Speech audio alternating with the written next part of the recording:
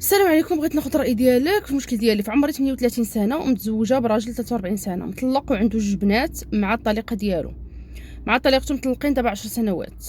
المهم القصه ديالها طويله، انا غادي نحاول نختصرها. بالنسبه للسيده كتقول بانها طلق راجلها كان متزوج وحده ومطلق دابا معها 10 سنين وعنده جوج بنات معاها، وهو تزوج بها وعندها بنيته معاه عندها 7 سنين، وبانه اوكي كيبغيها ومحترمها، ولكن في داك الوقيته ديال الحمل الهرمونات وداك الشيء الولاده فهو كان بعيد عليها في هذه الفتره هذه، وكان كيمشي عند الزوجه الاولى بزاف بحكم ان زعما البنات محتاجينه ولا سافر يقدر يمشي معاهم، القرايه يديهم، يعني كان بحال اللي بعد عليها. من بعد منين ولدات وداك الشيء هو قالك من تزوجها بعدا كل عام كيقول لها بغيت نرجع للمره الاولى، ماشي بسبب المره الاولى لحقاش هو ما كيبغيش المره الاولى، بسبب البنات.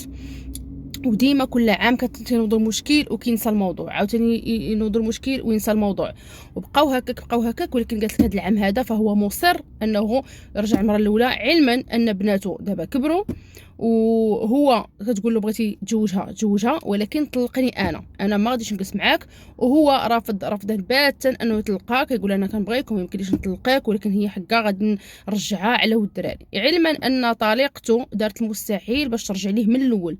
من طلقوه هي ديما الميساجات ديما التعياط. في الاول ما كانش كيتماشى معاها، قالت كانت كتقلب له التليفون ما كيصيفطلاش الميساجات، ما كيجاوبش معاها، حدو كيسول في بناته ولا كان شي حاجه على بناته كيمشي. ولكن من بعد قالت مؤخرا فاش تقلب كتلقى السيد كيهضر معاها وكيعيط ليها بزاف، يعني باغي يرجع لها هي ماشي على ود البنات.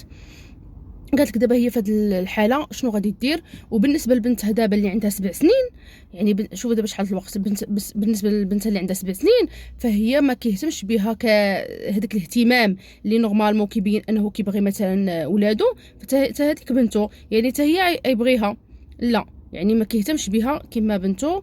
فهي كتطلب منكم كتقول لكم مهم قالت لكم هذا دخلت شحال مره بسبب هاد المشاكل ديال الطليقه وبناتها في اكتئاب، وهو كيتسنى موافقه تحيد ولكن ما حيدوهاش، وانا كنقول ليه طلقني ورجع ليها كيرفض. انا كنت خدامه وسمحت في خدمتي على قبله، فهذه عارفه راسي بانني غلطت في هذا القرار. انا بغيت غير دار باش تنصحوني، الله يسهل على كل وحده.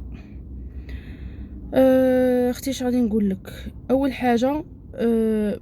حاجه انا في رايي انك تجلسي معاه بجديه ماشي بالضحك. قول له انا ما يمكنش نفرض عليك تعيش حياه ما بغيهاش كيف ما انا ما قبلهاش على راسي، ولكن قدر الله وما شاء فعل. انت عندنا بنيته والله يسمح لنا من الوالدين، كما انت مهتم بناتك انا مهتم بناتي، وكما انت باغي ترجع للمره الاولى انت فكرتي في مصلحتك وفي مصلحه بناتك، وانا غادي نفكر في راسي وفي مصلحه بنتي. بغيتي تزوجها ونعطيك موافقه انا موافقه، ولكن عندي شروط. الشرط الاولاني هو انه الدار يكتبها لك بسميتك. هادشي الا كانت مكتوبه بسميتو، انا هاد الدار ما عرفتهاش واش مكريه، ما قلتيليش واش داركم واش كارينها واش بسميتو واش بسميتك. الا كانت ديالو بسميتو فانت غتشرطي عليه انه يكتبها لك بسميتك. كنتو غير كاريين غتشرط عليه انه يشري لك دويره واخا عادي 25 مليون. المهم شي حاجه قول له مصلحه بنتي وباش نعرف راسي راني مرتاحه وفي امان وداك الشيء.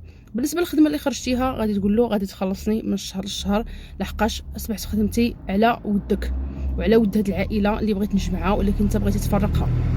فقولوا لا قبلتي لي هاد الشروط فانا قابله انك تعاود تزوج وحده اخرى. هادشي الا كنتي باغا تبقاي معاه، لحقاش ما تقوليش ليا شي راجل 10 سنين هو مطلق وانت مجوجك وعندكم بنت عنده 7 سنين وكل عام تيقول لك غنرجع ليها على ود البنات كل مره، والوقت ديالو كيضيع بزاف معاهم وكيجي حتى الليل كما قلتي، وانت صابره على هادشي. يعني هاد الفكره هادي راه دخلات لك راسك، يعني راكي انا جو بونس انك متقبله الفكره انه يتزوج عليك. مرة اخرى الا متقبلش فكره راه صافي، راه غادي يكون شي حل شحال هادي. اما باش تقولي انت متقبله هادشي كيهضر لك عليها كيمشي في الليل على ولد ولادو يديهم مدرسه يجيبهم اي ولادو بناتو، ولكن هو داير سبب بناتو باش يتلاقى بها. كما قلتي لقيتي الميساجات ديالهم بزاف د الحوايج، هادشي ما اي مراه راه باين هادشي، زعما ما نحتاجش انا نقولوا لك. فلهذا الا كنتي غادي تبقاي معاه هادو هما الشروط باش توافقي ليه، ما كنتيش باغا اختي تبقاي معاه او كنتي هادشي يطلع لك في راسك، فما حد كانت لك بنيته وحده وقلتي في القصه المشكل ديالك هو انك تتفكري انك تزيدي شي وليد ولكن خايفه. اكيد غنقول لك ما تزيديش، اكيد انا نقول لك ما غاديش ما تزيديش، تتعرفي راسك شنو. الا هو بغاك نتيا وما يعاودش يجبدها لك في خطره وصافي الحياه بانت لك مستقره وبانت الامور مزيانه، اختي سيدي ولدي مع الله يسخر لك الامور. وانا ما تنظنش لحقاش 10 سنين هو لاصق فيها، و10 سنين هو كيمشي عندها، و10 سنين هو معاهم، و10 سنين السيد تقول عايش معاهم. اكيد هو باغيها وكيبغيها وباغي يرجع ليها، ولكن في الوقت ما باغيش يسمح فيك، لحقاش كما تنقولوا الولف، وربما انت كيبغيك ما كتعرفيش شنو كاين اختي، ومن الناس غادي يجاوبوك.